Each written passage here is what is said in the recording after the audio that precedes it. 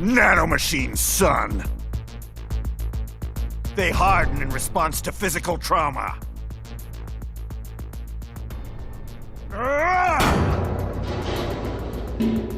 You can't hurt me, Jack! One of my favorite things about the Metal Gear franchise has always been, and will probably always be, its cast of varied antagonists. The flamboyant arrogance of Liquid Snake, the freaky Psycho Mantis reading your memory card, a literal vampire from Romania, and of course who could forget Revolver Ocelot, one of the great bad guys of the medium who once did this completely unprompted. The villains in these games always kind of perfectly capture that unique Metal Gear tone, which balances legitimately fascinating alternative history science fiction stuff with an undeniable edge of self-aware absurdity and humor, blending their personal philosophies with all of the complex themes of the series to deliver something that is always one of a kind. But there is one of these villains that stands out to me as a little bit different from all the rest. Maybe because he is the star of a spin-off action-oriented Metal Gear game, or maybe because he looks kind of like my 8th grade math teacher. But with his gargantuan forehead, bulging muscles, and the commentary he carries on American nationalism and warmongering, Senator Stephen Armstrong has over the last 15 or so years established himself as an obvious fan favorite. A villain that has a certain charisma about him, a vulgar yet hilarious aura, at first glance a joke of a character. But when you take a closer look at his ideals, his methods of evil in this game, and his ultimate goals, it becomes clear to me anyway that he is so much more. The Apex American, infused with cutting-edge nanomachines commanding squadrons of elite cyborg warriors, and laughing all the way to the polls as he guns for the presidency of the United States. Ladies, gentlemen, welcome back to the Villainpedia, a video series where we take these long looks at the most evil characters video games have to offer and try to figure out what makes each one of them truly special. I am Ghost, your host as always, and I would say today's episode is a long time coming. But really quick, I do want to thank all of my amazing patrons for supporting me over on Patreon. Away from the tyranny of YouTube, you guys are the greatest. And now, let's waste no more time and begin. Well, first off, I want to assure you that if you have never personally played a Metal Gear game, or if you just find its massive layered narrative a little intimidating, a little ridiculous, do not worry. You can still enjoy Armstrong's title, Metal Gear Rising: Revengeance, and this video for that matter, with no problem whatsoever. Because when you're taking a look at the bigger Metal Gear timeline, Metal Gear Rising actually takes place at the very end, a handful of years after the main event starring Solid Snake with all the crazy stuff that makes Metal Gear Metal Gear. And it really is a spin-off in the truest sense, man, being developed by a completely different company and a completely different game director that isn't Kojima. To some fans, it isn't even canon, but I don't really play that game. That being said, when it comes to Senator Armstrong, there are a couple things from these past titles that are pretty vital to understanding his villainous philosophies. Most importantly of all, I would say, is the faction known as the Patriots. So, for simplicity's sake, if you don't already know, you can think of the Patriots as an organization similar to like the Illuminati, a force that looms over all the core games in the series, a shadow government of powerful and influential individuals founded way back in the 1970s, that over the course of these games, so like 30-ish years, successfully assumed almost complete control of the United States, its government, and its people, with its ultimate goal sounding noble in theory, to create a world united, without borders, without nations. But the methods to achieve that goal, well, those were something of a serious internal issue. And over time, as complex infighting and betrayals and crazy-ass drama began to seriously disrupt the Patriots, a massive artificial intelligence network known as GW, or George Washington, was constructed to take command of the Patriots' mission. And if you ever thought all those jokes about Kojima predicting the future were stupid, get this. The GWAI was programmed to censor and manipulate every imaginable form of digital communication. I'm talking mass surveillance, social media, the messaging of major news networks, and just general internet traffic, while also controlling all military weaponry, nukes, and every single branch of the United States government. So this is like a true deep state, you know? What some of the technocrats of our real world likely dream about establishing themselves. However, the entire history of the Patriots, all the characters that were involved, the decay of that mission over time, and everything else, it's way too much to go into here today, believe me. and honestly isn't totally relevant to Armstrong. But what is important to understand is that by the early 2000s, all thanks to them, war had become by far the biggest and most lucrative business on the planet, with private military companies in America raking in billions of dollars annually. Essentially, armies without a nation, mercenaries for hire equipped with futuristic technology and funded by the Patriots themselves to ensure never-ending conflict all around the globe,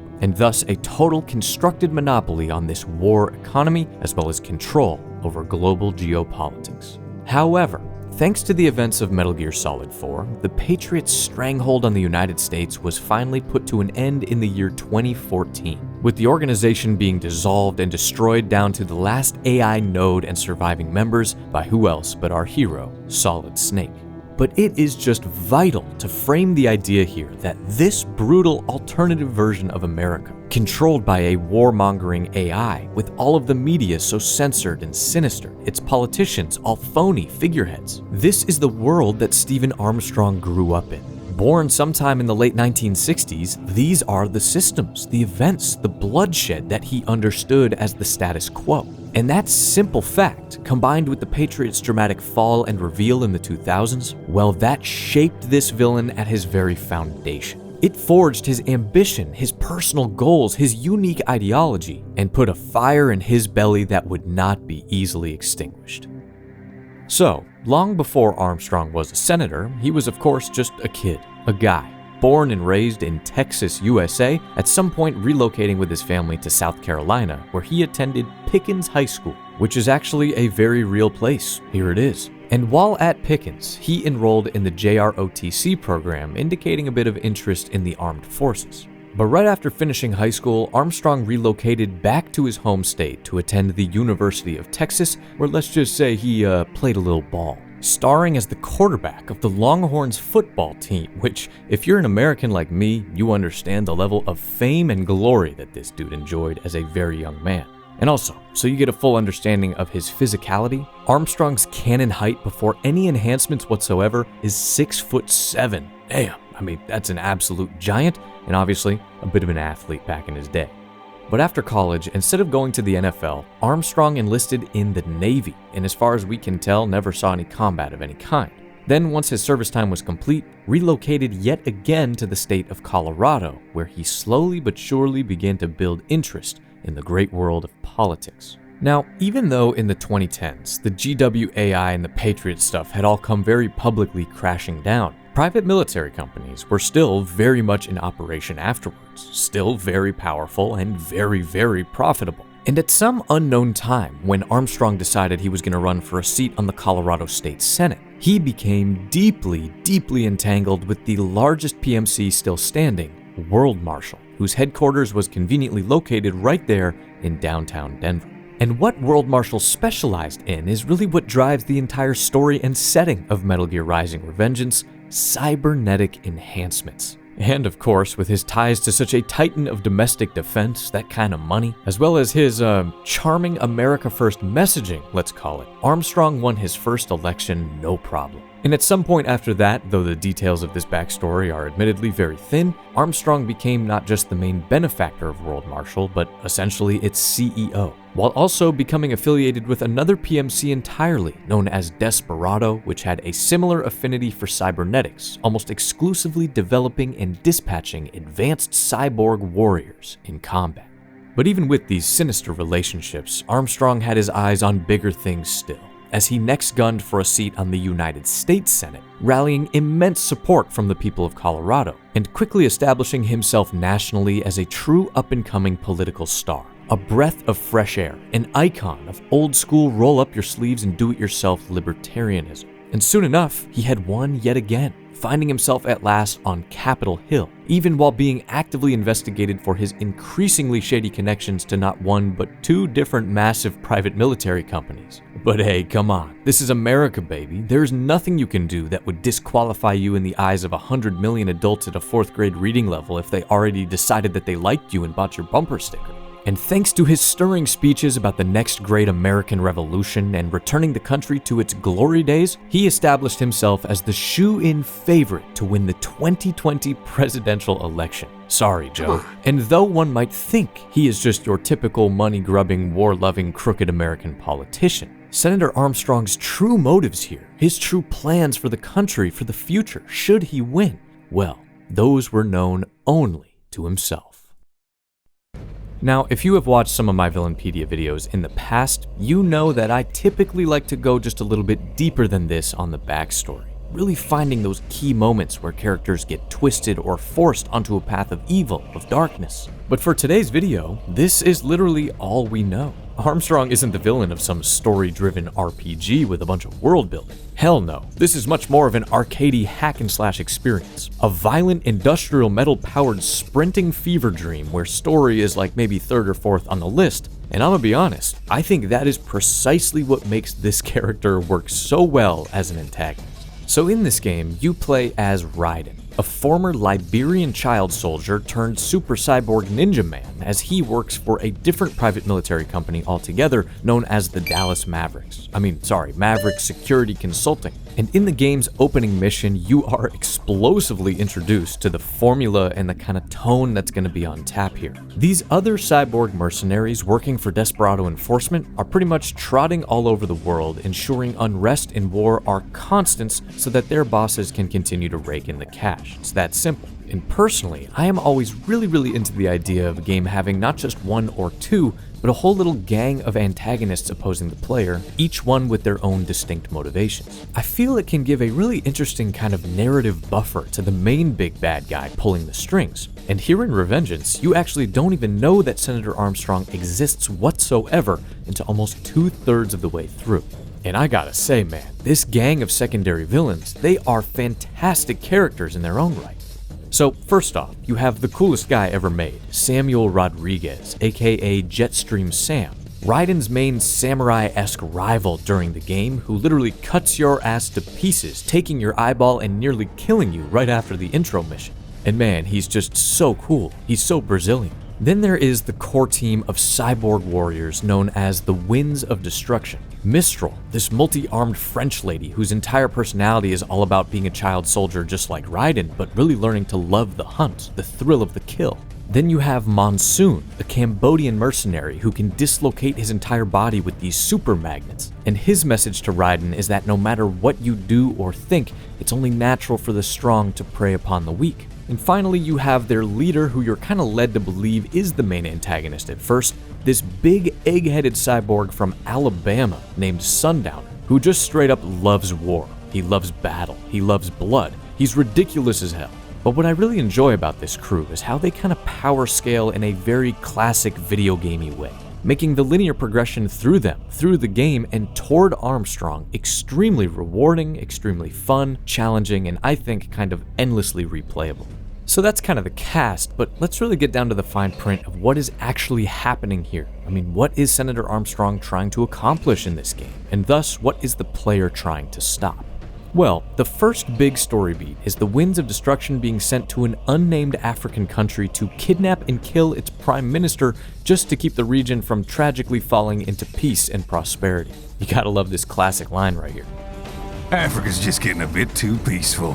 Then, after Raiden gets his ass whooped and is refitted with some shiny new cybernetics, you chase these goons to Georgia, where Desperado is trying to orchestrate a big military coup using this crazy-ass Chechen extremist, but that doesn't really work out well either. And though the plot is pretty disjointed and kinda all over the place at first, Raiden then follows these villains to Mexico, where he uncovers the main horrible, disgusting villainous thing that they're up to.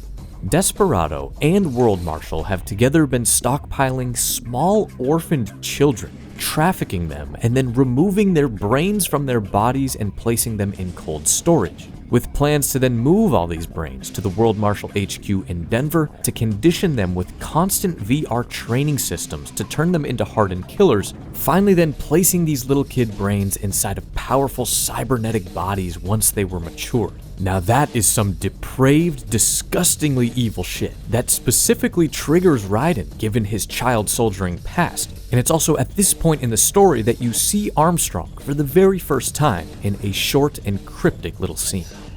It's not like we can just pop them out with an ice cream scoop. All right. Make your point. Oh, thank you for understanding. Say what you have now. I'll destroy any unharvested inventory. Okay? But have you any idea what they cost? Last I checked, children weren't exactly rare in this part of the world. Millions of them, in fact.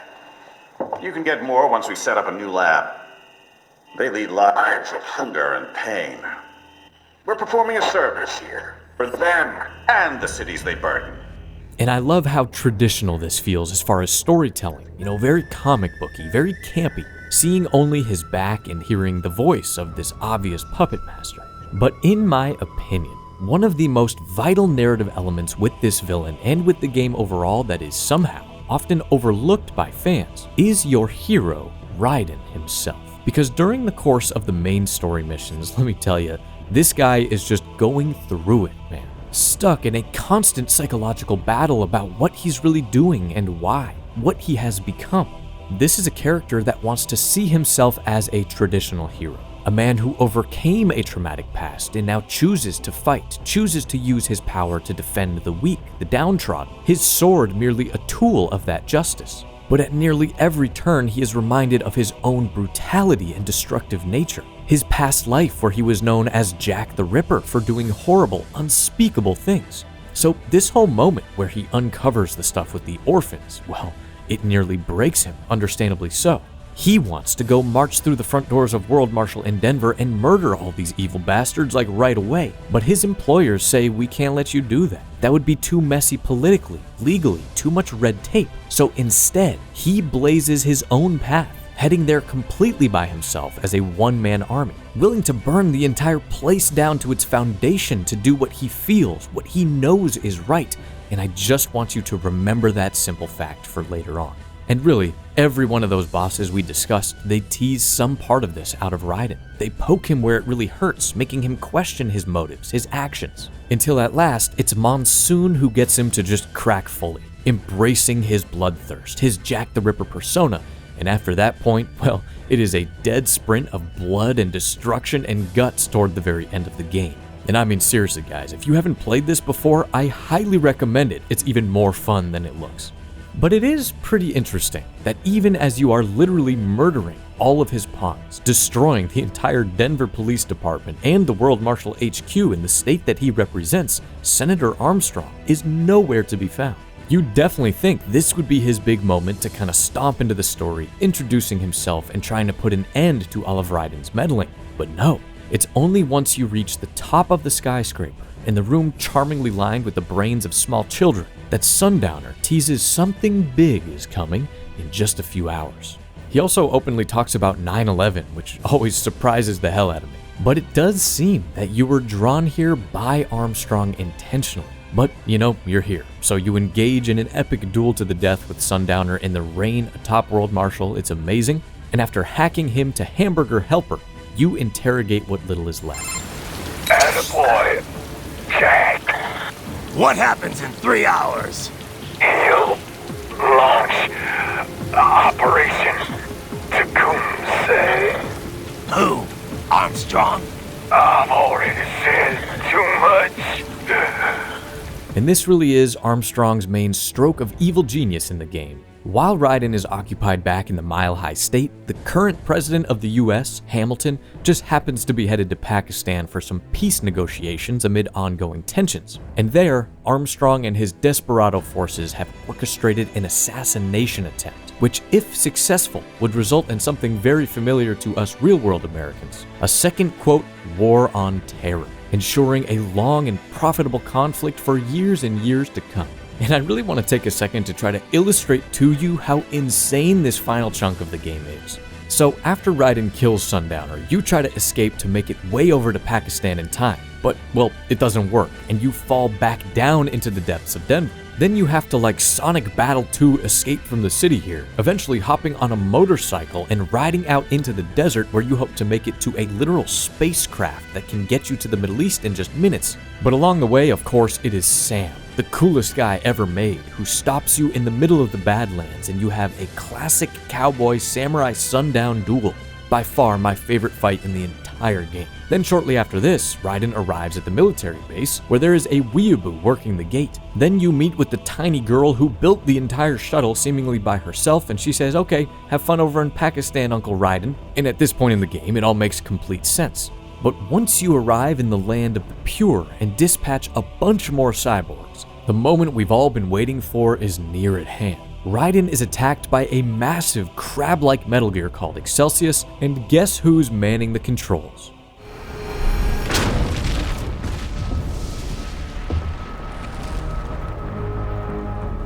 Well, if it isn't Saucy Jack.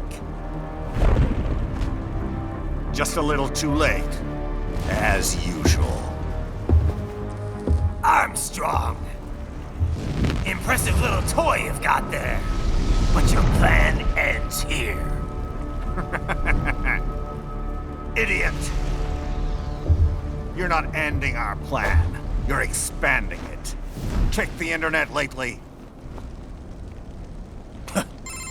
Raiden, Air Force One is turning back to the States.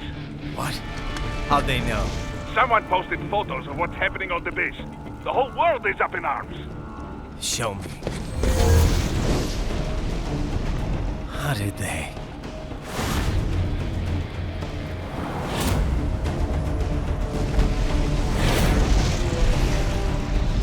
The story leaked early. Then Marshall's plan is ruined. The hell it is. Look what they're saying.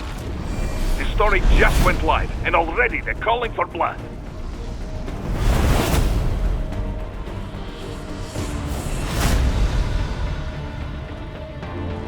But the president was saved. And yet American blood was spilled. By Americans. Besides, a few dozen soldiers is tragic, but nothing to start a major war over. That's just the spark, son. The excuse we've been waiting for. America's wanted this war for years. The Patriots, they knew war was good for the economy. 4 years later, their legacy lingers on. The memes. They left us their great isms. Nationalism, unilateralism, materialism. Welcome maxims for those with no faith, without guiding principles of their own. Give yourself up to the whole. No need to better yourself. You're American. You're number one. Then the only value left is dollar value. The economy. So we'll do whatever it takes to keep it humming along. Even war. Especially war. Bullshit! The Patriots planted the seed. We don't need them around to filter and foster their memes any longer. We're spreading them just fine ourselves. Every American man, woman, and child. We're all sons of the Patriots now! Man, this character is just ridiculous. The little sound effects when he's doing his arm movements, the fact that he calls you Saucy Jack, and if you aren't already aware, the use of the word meme in Metal Gear is much more tied to its academic definition, as a unit of cultural information, like an idea, a behavior, or style that spreads from person to person through imitation, kind of like genes do biologically. All those workers spending money, paying taxes. Trust me, a little war can work wonders. So grease the gears with some innocent blood, is that it? Oh, relax, Jack. It's a war on terror. We're not out to kill civilians. Extremists, lawless gangs, madmen. Of course, that would have to include you. Wouldn't want any eyewitness reports complicating the message. But here, initially, Armstrong is trying to convince Raiden that he is kind of perpetuating that Patriot legacy, that war must always be waged, before hopping into Metal Gear and starting Phase 1 of a fantastic final fight. all of the pace, all of the difficulty of Revengeance really builds to this encounter so perfectly, and the soundtrack is just on another level. And look at this man. They got you doing the samurai sword thing, but with the massive arm of the Metal Gear. Now this is gaming. And once the gear is nothing but a scrap heap, Armstrong re-emerges for yet another incredibly memorable moment. Slippery little bastard! I don't have time for this.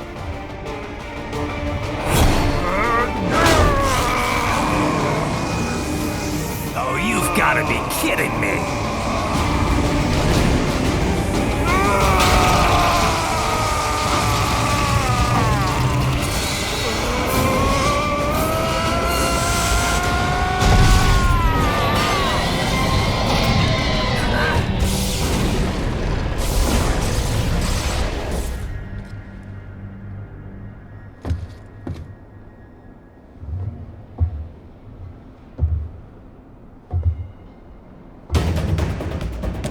Let's go! The hell are you thinking?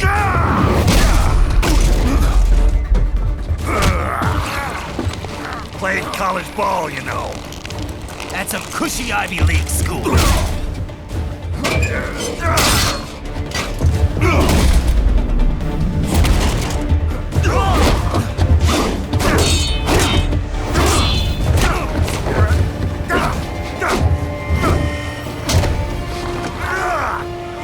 Try University of Texas. Could have gone pro if I hadn't joined the Navy. I'm not one of those beltway pansies. I could break the president in two with my bare hands.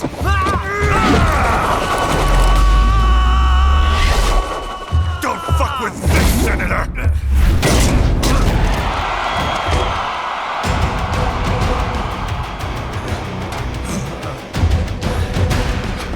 What the hell are you? Why don't you stick around and find out? I could crush you with just one fist. I cannot even tell you. The first time I was playing this game on my Xbox 360, I was laughing my ass off right here, but I was also genuinely terrified of just how difficult this fight was about to get. What? Nice, nice.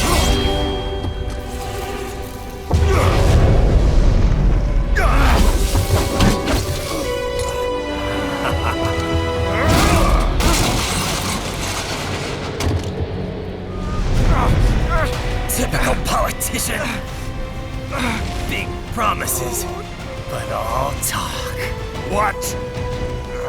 Jumpstart the economy. What a load of bullshit! All you care about is lining your own pockets. That and your approval ratings. You've got no principles. Just like all the rest. If America's gone to shit, you're just another maggot crawling in the pile. All right, the truth then. You're right about one thing. I do need capital and votes. Wanna know why? I have a dream. What? That one day, every person in this nation will control their own destiny. A land of the truly free, damn it. A nation of action, not words, ruled by strength, not committee. Where the law changes to suit the individual, not the other way around. Where power and justice are back where they belong. In the hands of the people!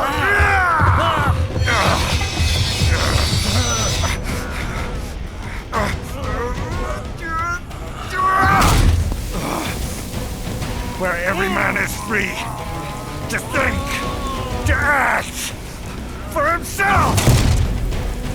Fuck all these lipstick lawyers and chicken shit bureaucrats! Fuck this 24/7 internet spew of trivia and celebrity bullshit!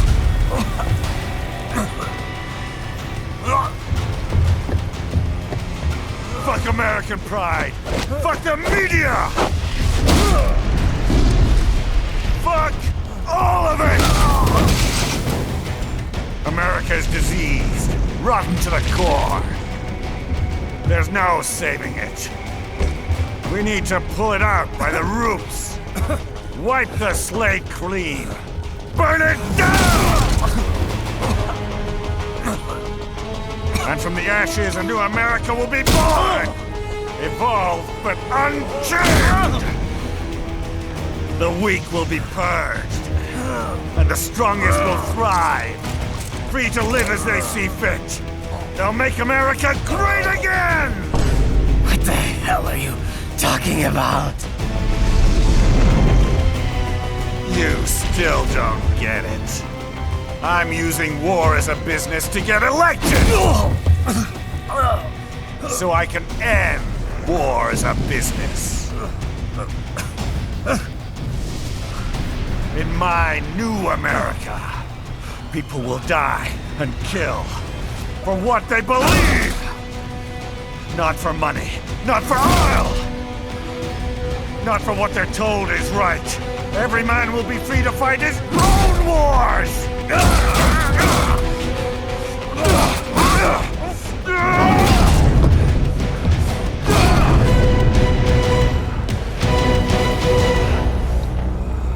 Now this is obviously the mask-off moment, a moment that genuinely surprised me the first time I played Revengeance. Armstrong claims that he isn't looking to perpetuate all these issues, but exploit them to get himself inside the machine so he can tear the whole thing apart, drain the swamp, if you will. How the hell did you get elected? Well, I don't write my own speeches.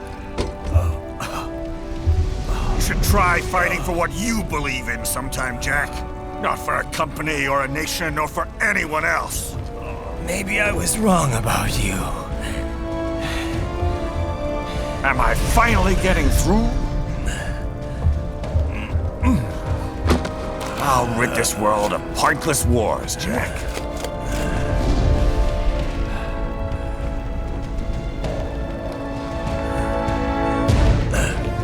I was wrong. You're not greedy.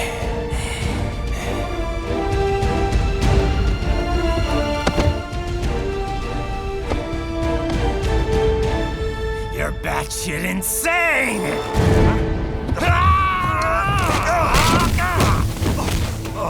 And though I was absolutely with him there for a minute about America being rotten and all the media and the patriotism and stuff, he totally lost me and lost Ryden the second he suggested a sort of social Darwinist utopia would follow. But don't worry, we're gonna get to his philosophies in a minute. Making the mother of all omelets here, Jack. Can't fret over every egg. Not when you're purging the weak, right? What do you know about the weak? You weren't born poor. You've never been hungry. You don't know what it's like to fight and steal and kill just to survive. But you did survive! Through sheer force of will, following your own set of rules. With your own two hands, you took back your life! And now, I'll take yours. And if you know me, you know I'm always a big fan of video game villains who give you these sections where you're meant to feel utterly powerless against them. It's kinda stupid, but just classic. Look at this DBZ ass shit right here. Why won't you die?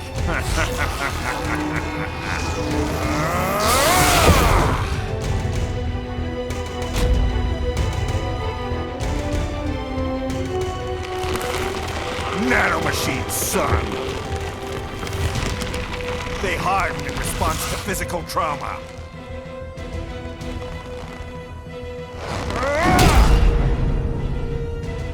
You can't hurt me, Jack!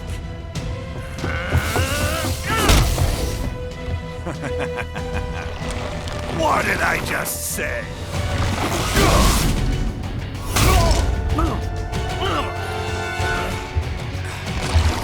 Time to end this.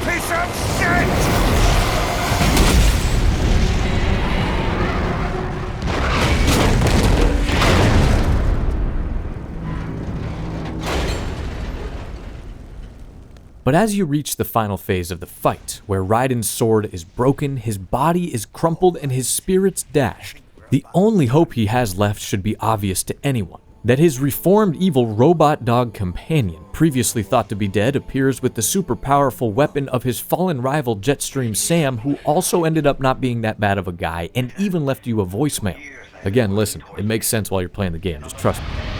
I said my sword was a tool of justice.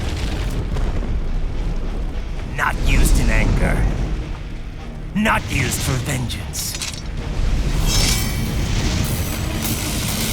But now I'm not so sure. And besides, this isn't my sword.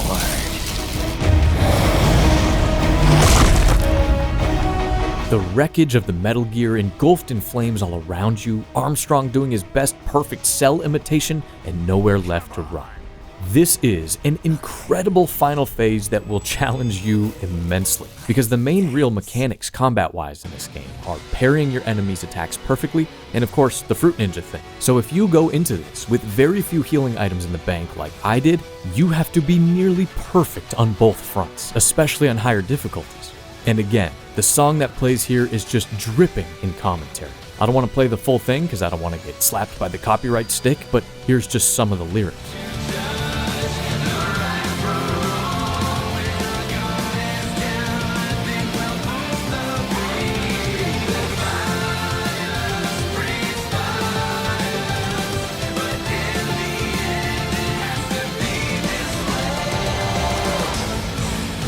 Man, I know a lot of people hate these QuickTime events, but for me, I don't even care here. Look at this. I'm afraid it's absolutely peak and a top 3 boss fight in any Metal Gear game for me personally. The energy, the weight of the impact of every hit, and when you finally grind him down enough, you earn the satisfaction of the final blow.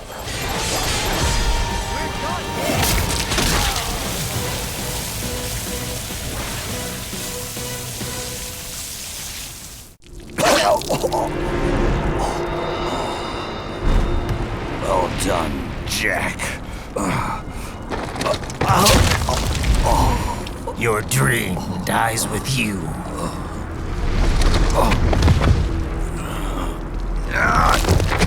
Oh, maybe not. You've guaranteed the status quo will go on. For a while longer, at least. War will continue as an institution, as an industry. Men will fight for reasons they don't understand. Causes they don't believe in.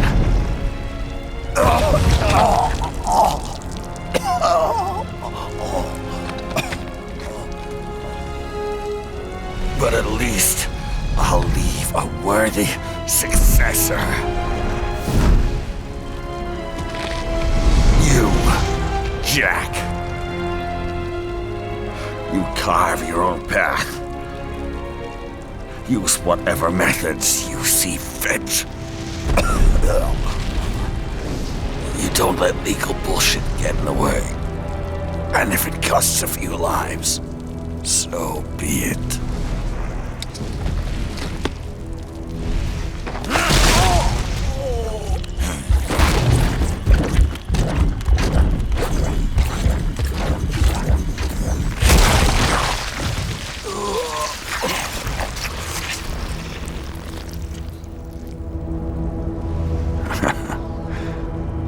Inside, we're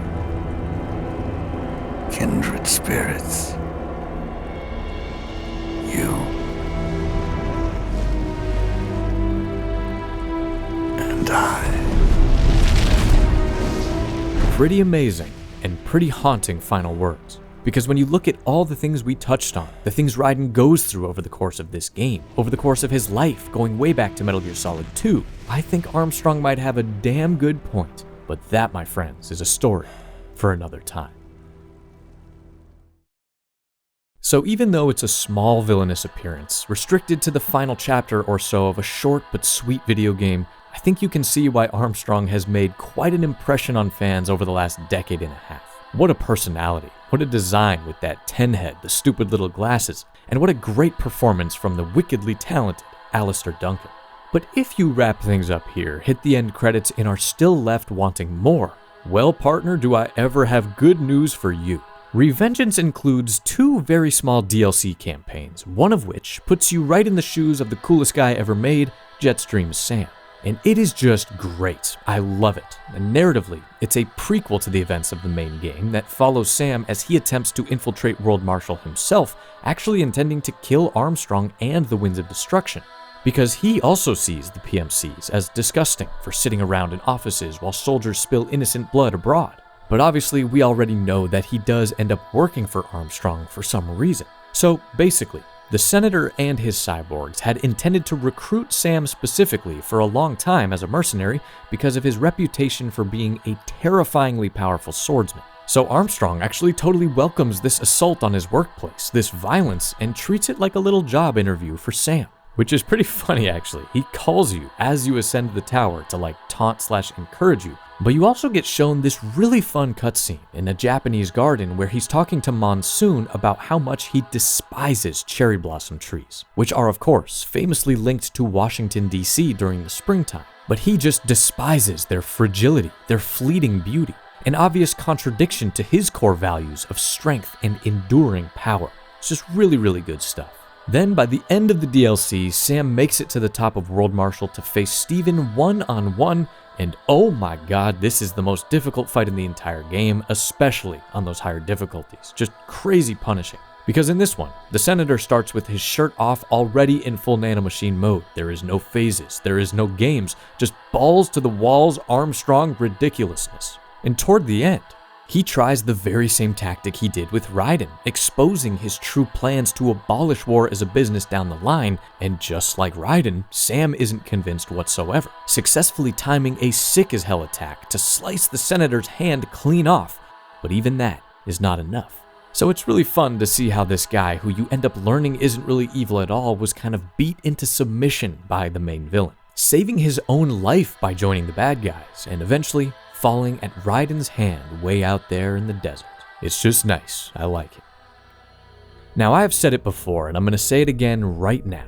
By far the most common comments I get on these villain videos, regardless of the topic, is something in the theme of blank did nothing wrong. And believe me, I can already see the comments you guys are leaving on this one right now. Armstrong is based. Villain with 30 question marks. I think you misspelled Heropedia. Believe me, I've seen them all before. And when it comes to a character like this specifically, I find those comments to be genuinely fascinating, especially considering a huge chunk of my audience is American like myself, and Armstrong, though he is outwardly silly and fun and lighthearted, I would say is a pretty obvious caricature, a critique of American culture, politics, and imperialism.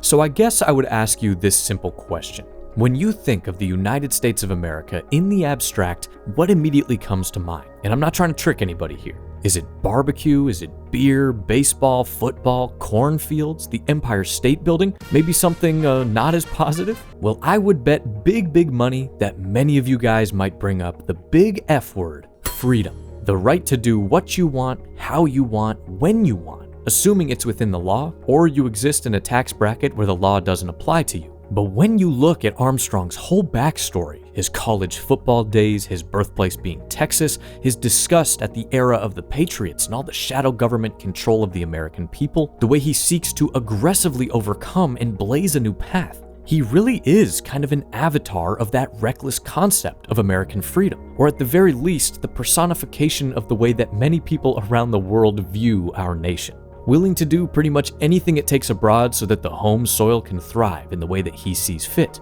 wanting to stand up for something that he believes is just, but lies, cheats, and murders under the guise of nationalism to do so. And above all else, Armstrong believes in that social Darwinist structure that I mentioned earlier, a sort of post-democracy anarchistic state of pure freedom, primordial freedom, where, as he says, a man can fight his own wars and the strong will dominate the weak.